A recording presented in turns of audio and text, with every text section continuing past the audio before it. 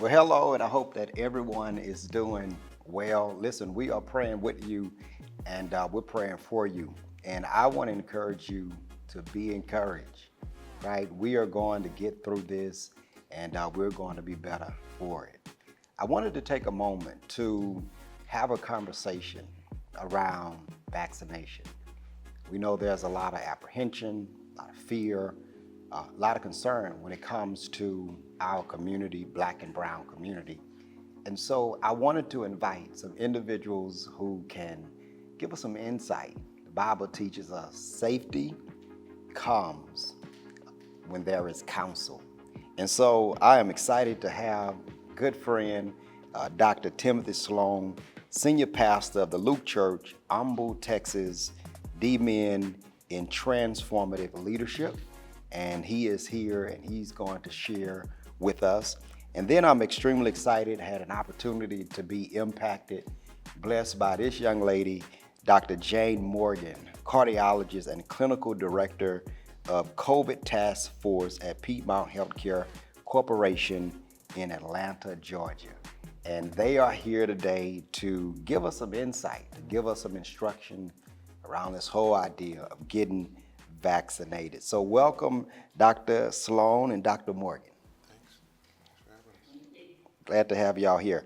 So Dr. Sloan, leading a thriving organization, leading a thriving church, and you everywhere, man, right? You know, just interviewing everyone. In fact, had an opportunity a couple days ago to listen in Channel 13 and just the insight that you've been given.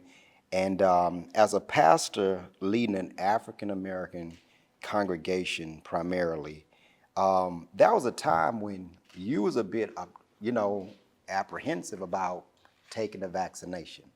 Do you still feel that way? If not, what changed?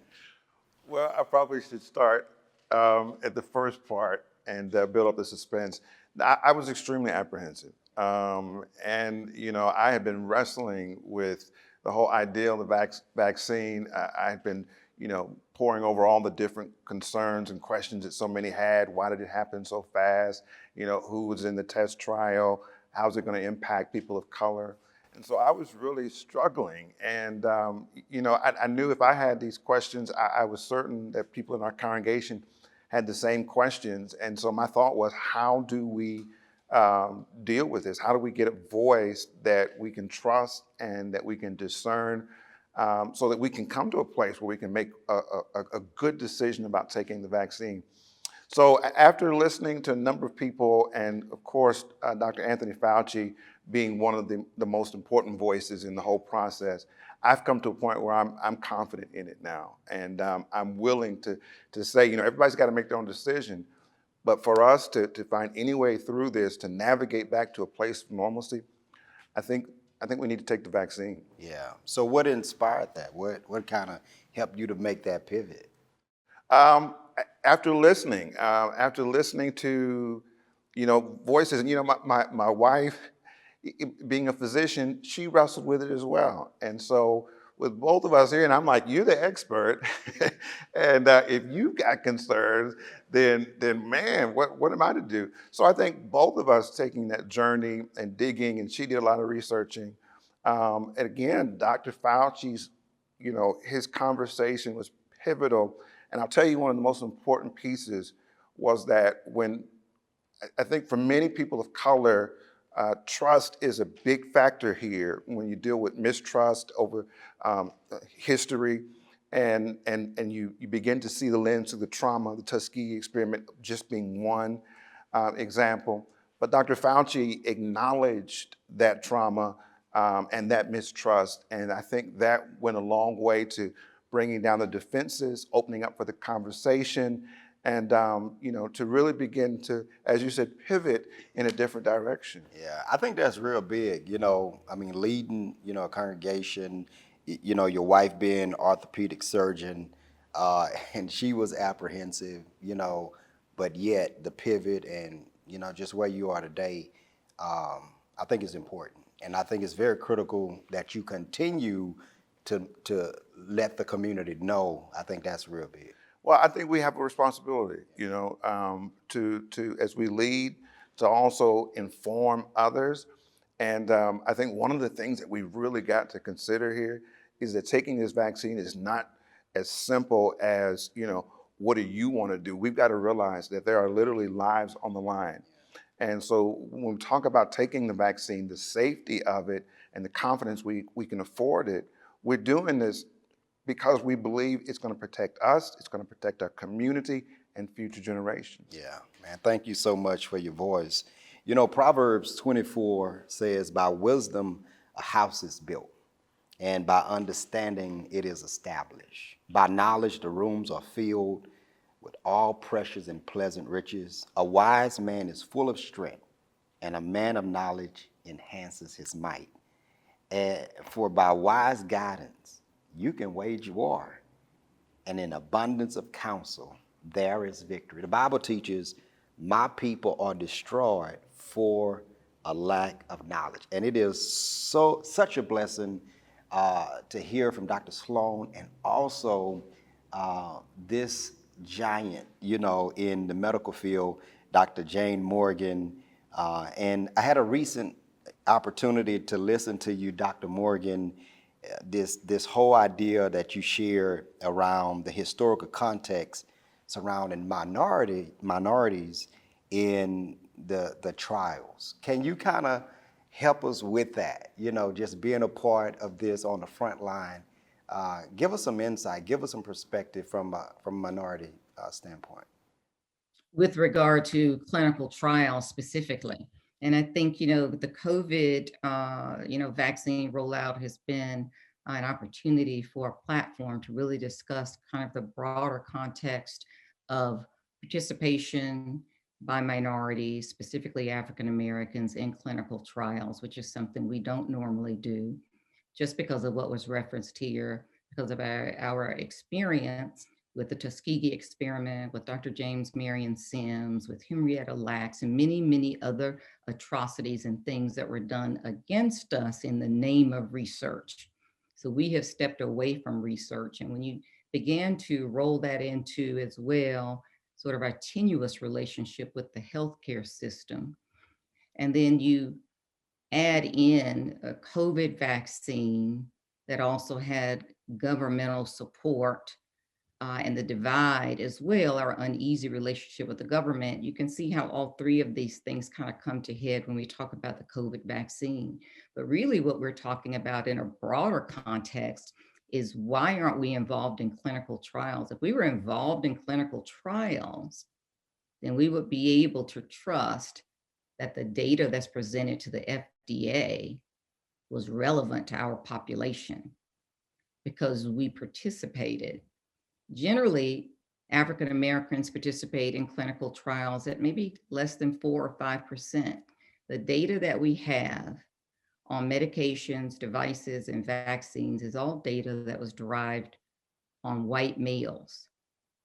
So what we know for sure is that it works for them. What we know for sure is that the safety profiles of all of these drugs are based on their safety profiles. There are countless examples, certainly in cardiology, of drugs that have been approved. And once we are prescribing them in the office, that's the first time we begin to hear from our patients about different side effects that they're manifesting. Because it's not so much that the human body maybe is different. We may live differently. We may consume different foods. We may have different activities, ingest different amounts of water, conserve water in different ways. All of these things can impact how a drug is metabolized in your body. So if we don't participate in clinical trials, we don't have that information.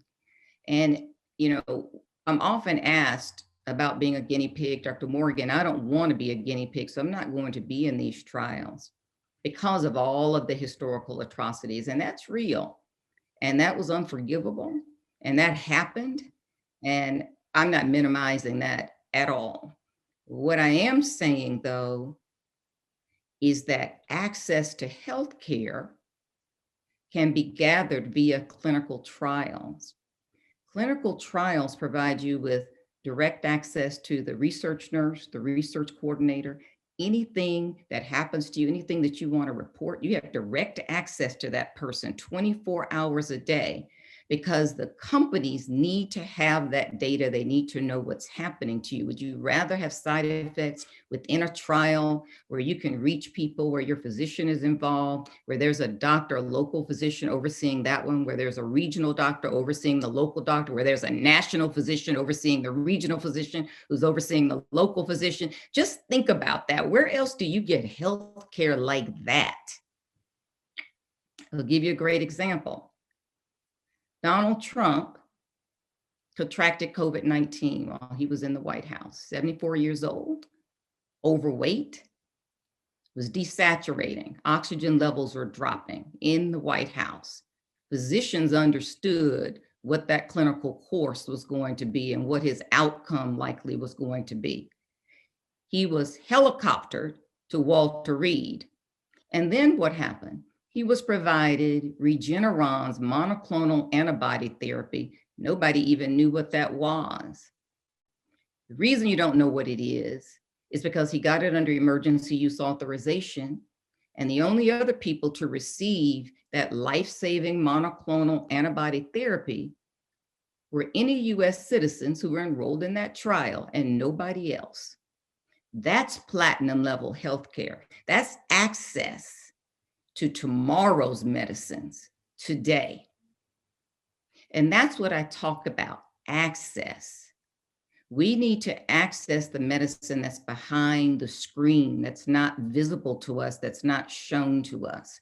I posit, if you see your physician and you're not offered a clinical trial and you've got a chronic medical condition, cancer, diabetes, heart disease, arthritis, then you're being treated optimally, meaning you're being treated to the absolute best of evidence-based scientific medicine, FDA approved, but you're not being treated maximally if you're not being offered a clinical trial. And the last thing that I would say about that is cancers. We have cancers that impact us more than other communities, like colon cancer, prostate cancer, some forms of breast cancer. Clinical trials in cancer, in oncology, have clearly demonstrated an increase in remission rates, a decrease in death rates, the length of time. So you have a length of life.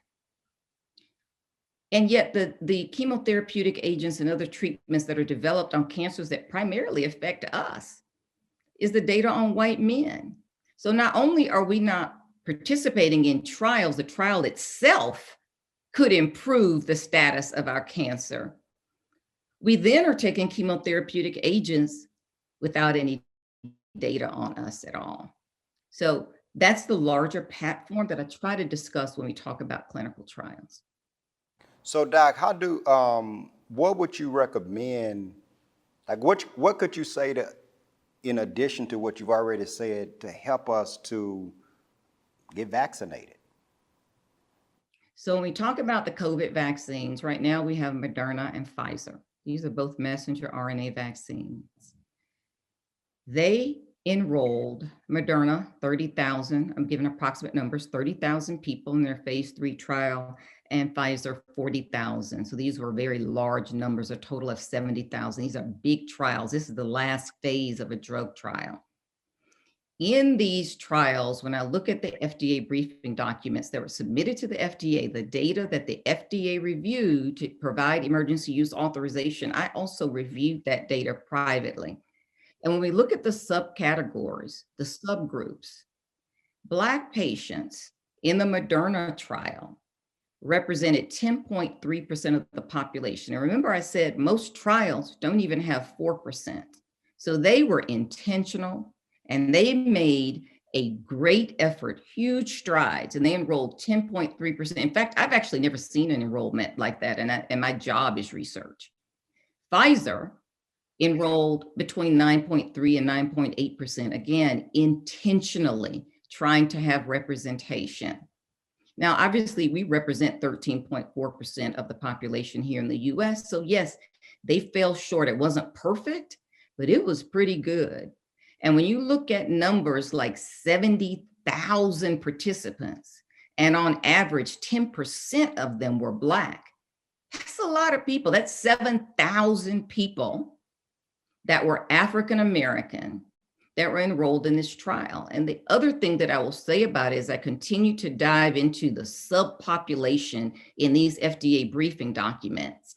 The only subgroup to have no incidences, zero incidences of contracting COVID-19 following 1 to 2 weeks after the second dose of the vaccine was the African American population. So even though the vaccine has a 94.5 and 95% efficacy, in the Black population, it had 100% efficacy in that subgroup when you look at this data. So these are the kinds of things, this is why participation in trials is important, so that we have data that's relevant to us, such that we can trust it.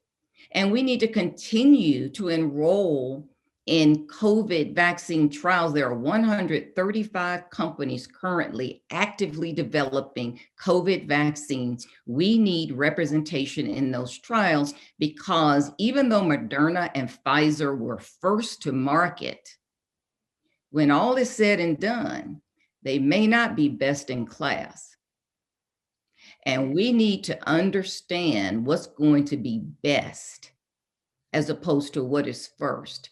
And I suspect that we'll have multiple platforms of vaccines that may be used for different indications. One company may develop a vaccine, we may find that it's better in children. Another one may develop, we may find it's better in elderly. Another company, we may find that vaccine is better in patients with heart failure. Maybe some are better, like Pfizer, in only Western countries where you don't have refrigeration. So a company could develop a vaccine that is stored on the shelf. You don't need you don't need refrigeration. So it might be better in more arid countries. So I suspect when all is said and done, we will have multiple vaccines for multiple indications. But if we don't participate, we really don't know which one will be better for us. We just know which one came to market first. Yeah. So today, let me ask you, is one better than the other? So when we look at the combination, when we compare and contrast Moderna and Pfizer, both are messenger RNA vaccines. These are new platforms. Previously, we used live virus. We actually take the real virus and we attenuate it, meaning we weaken it or dilute it so greatly until when we re-inject it into you, it's not virulent or strong enough to make you sick, but it's enough for the body to recognize it and begin to mount the antibodies that you need to protect yourself. That's how we've made vaccines for a century. We have now moved on to these scientific platforms. And so these two are great to compare when you look at messenger RNA vaccines. Pfizer's vaccine is taken in 2 doses, 21 days apart. Moderna's vaccine is taken in 2 doses, 28 days apart. Pfizer's vaccine requires another 1 week after the second dose to reach full immunity, that 95% coverage. Moderna's vaccine requires an additional 2 weeks to reach full immunity. So if you're keeping up with the numbers, Pfizer requires 4 weeks for you to reach full coverage, while Moderna's requires 6 weeks to reach full coverage. Now, since the vaccine is so scarce, I dare say that is not a reason to select your vaccine. I think you select which one is best for you. And I actually was offered the Moderna one, and that is the one that I took. It does take 6 weeks, and Pfizer takes 4 weeks. The other thing we should think about are the ingredients, which are very similar, messenger RNA platforms, but the ingredients are fairly natural. They are comprised of lipids, which are fats, salt, sodium phosphate, sodium chloride, potassium phosphate, potassium chloride. These are all salts. Those are words for salt. And then sugar, something called sucrose. So basically fat, salt, and sugar. And then Moderna has one additional ingredient called trimethamine, which balances the acid level in their emulsion for which they provide the messenger RNA. And then the final thing that I will say about the ingredients, one of the fats, protamine sulfate, is a fat that you may have an allergy to, and that is one of the only contraindications to these vaccines. You would know you have an allergy to it because it's commonly found in stool softeners or laxatives like Miralax, Colace, Go Lightly. So if you've ever had a reaction to any stool softener, that is the only contraindication to these vaccines, because it's that particular fat that's in those stool softeners. It's an emulsifier. So that's something to think about. These are not live viruses. So we're not talking about chickens and eggs and nothing like that. All those allergies are out. This is actually technology. You're not allergic to technology. And the emulsion in it are fats, salts, sugar, and then this tromethamine if you are having the Moderna one. And only if you're allergic, you have allergic reactions to these stool softeners. And you would know it. Almost everybody at this point has taken a laxative or a stool softener at some point. Then that's a contraindication to these vaccines. Yeah. One of the questions that I'm kind of pondering, wrestling with is the emergency of, our country in this state of emergency and the urgency behind creating a vaccine. My question, did they rush the process, or were everybody committed to the process in coming up with the vaccine? I think some of the questions I'm hearing in the community is, man, it was quick. And so is that normal? So can you kind of speak to that? Yeah, so the SARS-CoV-2 virus, that's the name of the virus that infects you and causes the disease that we call COVID-19. The virus is called SARS-CoV-2, Severe Acute Respiratory Syndrome Coronavirus 2. The reason it's called number 2 is because we've seen this before. We first saw it in 2003. We had a SARS outbreak, severe acute respiratory syndrome, that was off our shores and was rapidly contained. We then saw it again in 2012 with the MERS outbreak, which is primarily in Saudi Arabia, the Middle Eastern respiratory syndrome. Since 2003, with that first SARS outbreak, we've completed all the preclinical data, all the benchmark research was done. The identification of the spike protein as the key nidus, the key path via which infection is conferred when it infects the host, had been identified. The entire genomic sequence of the virus had been identified. All 30,000 base pairs had been identified and analyzed. All of that work had been done over 17 years, and it was completed before we ever even had our first confirmed case of COVID-19 in the United States. So behind the scenes, scientists were working and bringing this forward. And so when we saw SARS-CoV-2, the reason it's named number 2, and I know people aren't in the science world, so they didn't understand, oh, this is 2. When was 1? 1 was in 2003. This is number 2. We've seen this before.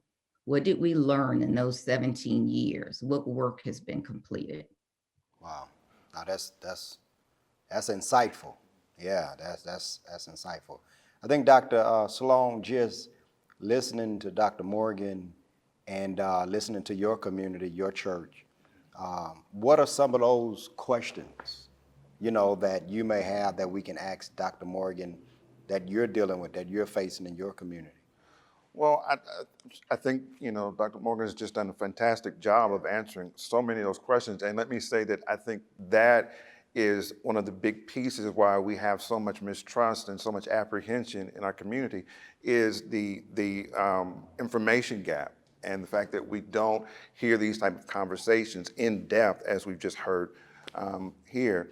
But I think that, many have asked that very same question about the time length. And then the other one was impacting people of color. Will it impact us differently than anybody else? And I think maybe that's probably one of the biggest ones. And then how long is it going to take for us to get to herd immunity is another one, you know. Yeah, Dr. Morgan, can you kind of explain herd immunity? Right. So when we discuss herd immunity, we probably can't talk about it apart from mutations. And so maybe I will talk about both. What I will say about herd immunity, though, is the broad concept of herd immunity is that if you can reach a certain clinical level of people in a population, doesn't have to be the United States, whatever your population is, and those people reach a level of immunity, either because they've had the disease or they've been vaccinated, those people in your community who are vulnerable don't have to be concerned because the herd is healthy. So if you are living in a community and let's say, you have some type of disease, you have some type of ailment that, let's say children, let's say you're a child, you have a child who has leukemia and who can't protect themselves and take a certain vaccine. But if they got the disease, they would die because they have leukemia. If they live within a civilization where everybody around them is immune and healthy, then they don't ever have to worry about getting the disease. And they also don't have to be concerned with why they can't receive the immunization because the disease never comes to them, because the only way you can get it is if you contract it from others, and you never get it from others because the herd is protected. So if you reach, it's called herd immunity. If you reach a certain level of health within the herd, then those who are vulnerable are protected because they live within a herd that is immune. That's the concept of herd immunity. And that's where it came from. Well, one of the other questions I think that I've heard quite often is, will the vaccine provide total immunity, or is it just going to dampen the effects if we get the virus? So the two, I'm just focusing my comments on the two vaccines that are available right now. So these are messenger RNA vaccines, Pfizer and Moderna. They have efficacy rates, meaning how well they actually prevent you from getting the disease, how well they work. The efficacy rate of 94.5 and 95%. So an average of 95%. What that means is, after you complete those 4 weeks or 6 weeks, depending on which vaccine you have, your protection is 95%. It's not 100%, it's 95%. That's pretty good, but you have a 5% chance that you could still contract the virus. You are mostly protected, but you've got a 5% chance that you could contract this virus. That's why we're still encouraging mask mandates. Wear your mask, wash your hands, practice social distancing, because you could still contract the virus, although you have greatly reduced the probability that you will. If in fact you did contract it because you have all of these antibodies, your course of COVID-19 disease should be much milder. The other thing that I would say is, if you've been immunized and you contract COVID-19, you may not have symptoms. And if you are being reckless and not wearing masks and not social distancing, you could actually be the nidus or the center or the main reason that we're having a super spreading event, because you're not sick, you've been immunized, and you're not wearing your mask or wearing, or using social distancing measures. So we have to be careful, and we've got to be cognizant of that at all times. So that's why, and then the final thing that I will say, if you say, well, I don't want to take a vaccine that's not 100%, just think about this. The FDA's bar for approving vaccines for efficacy, meaning how well they work, is generally, it needs to be more than 50%. The flu vaccine The flu vaccine is anywhere between 45 and 60% on any given year. That's why scientists heralded these vaccines at 94 and 95% because it's almost unheard of that you get that level of protection, but it's not 100%. And until we can reach herd immunity, even after the vaccine, you have to be careful because you can unknowingly spread it to others because you feel fine. And then one additional thing, we haven't gotten into that, but we may not talk about it, but I do want to say the other thing that could happen is as new mutations arise, you could come in contact with a mutation that was not around at the time that the clinical trials were being done. Of course, they were conducted on all the mutations that were there at the time. And so what we don't know is as new mutations arise, do these viruses, and not just these, do these vaccines, not just these, any vaccines, are they also going to be effective against the new strains and new mutations? So far, it looks like in vitro, meaning we're not doing it in humans in clinical trials because trials are closed. We're taking it in the lab and testing it. That's what in vitro means.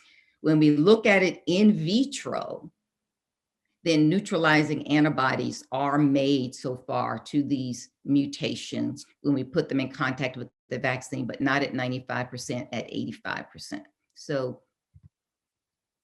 I hope that wasn't too complex. That's the data, that's the information.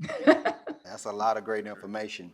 You know, Dr. Sloan and myself, pastor, and we are currently virtual, right? And we're preparing to come back safer and stronger. And so the Bible says a prudent man foresees danger and take refuge. So my thing is prayer and prudence, that we got to make sure we balance both. And so what advice from a medical standpoint, as we think about returning back the church safer and stronger, what advice would you give us and also just the other pastors? So I think one thing is we need to take this virus seriously, and we certainly haven't done that. When I say we, I just mean we as a population in the United States. We have not collectively come together to defeat this virus. Initially, when we first recognized that this virus was here, we simply needed to shelter in place. We were asked to do that for 60 days. I really think we probably should have done it for 120 days. We barely got to 3 weeks before people began to scream about their freedoms and this disinformation campaign. But the question that I ask you now is, with ongoing restrictions and even with vaccination efforts, how restricted or how free are we? We can only be free if we pull together as a collective group and begin to defeat this virus. This virus, as all forms of life on Earth, struggles to live. It works to live. It's going to fight for its life. So every time it invades a host, the host is a human being. It has the ability to learn and to change and to evade treatment such that it can live. It wants to live the same as humans want to live. All organisms have the instinct for survival. And that's what we see here in this virus. In fact, the virus has mutated probably almost 3,000 times. Let's just think about that since it first was identified. That's a lot of mutations.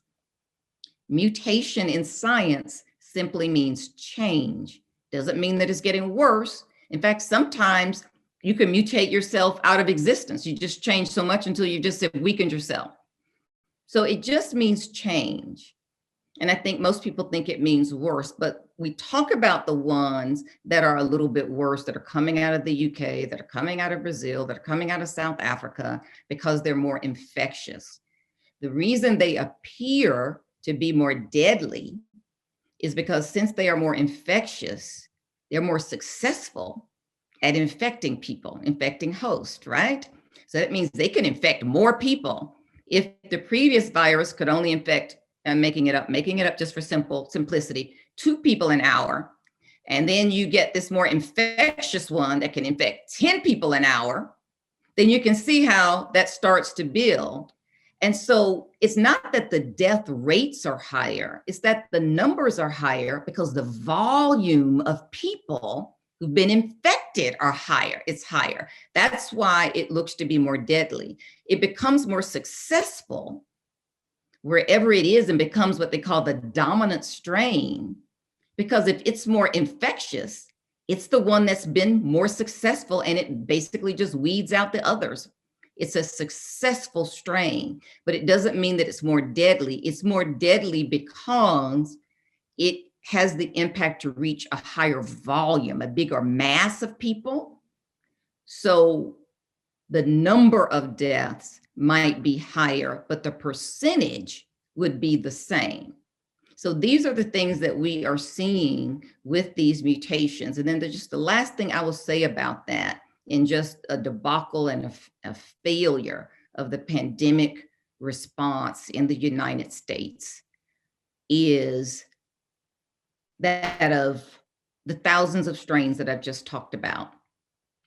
The United States has only traced and identified 0.3% of all strains circulating in the United States. And we should just take a pause and understand what that means.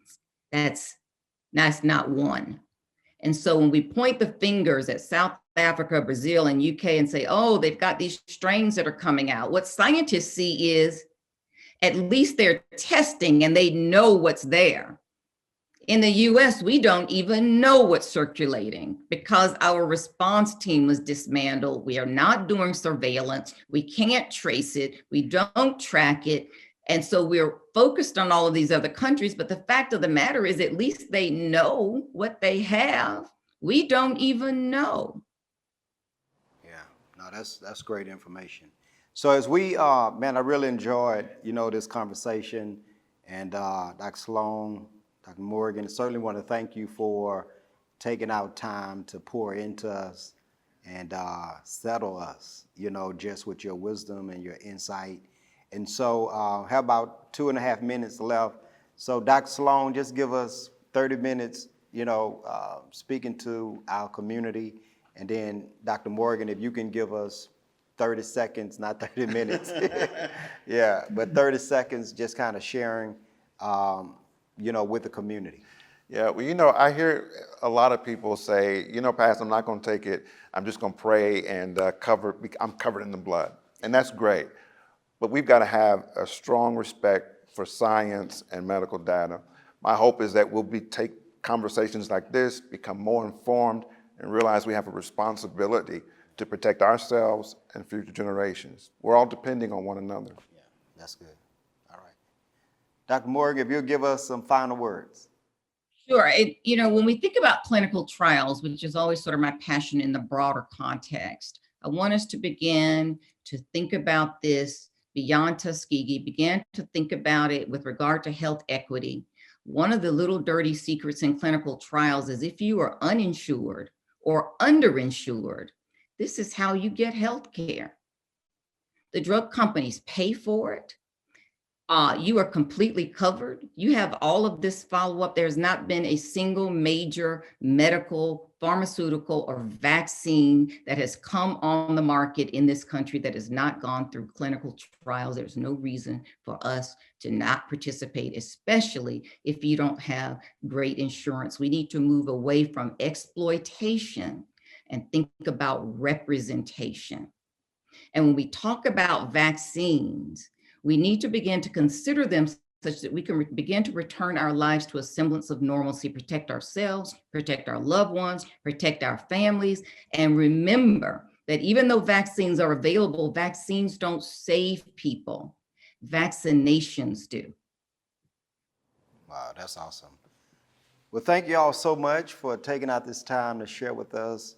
Dr. Morgan, when you're in Houston, you got to come. You can go to the Luke at 8 o'clock and you can come here a little later, or you can join us online. You can check us out online. We online. But we certainly want to thank you in a special way for all that you're doing for the country, for the world, and you are a jewel. You're a blessing, and I pray and hope we can get this out to the country, to the world. So, family, the Bible teaches us, to love God, right? And then it says, love your neighbor as yourself. And I believe that one of the ways that we express the love of God is by making better decisions. In fact, Andy Stanley says in this new book, better decisions will cause us to have fewer regrets. And I want to encourage you that as you prepare to get with your family, to talk with God, that remember, God wants us to love Him and to love one another. I'm praying with you and I'm praying for you. And I pray and hope you are better equipped and you are better prepared to intersect your faith with your decision making from the conversation we've had, Dr. Morgan and Dr. Sloan. God bless you. I love you. Thank you. Amen.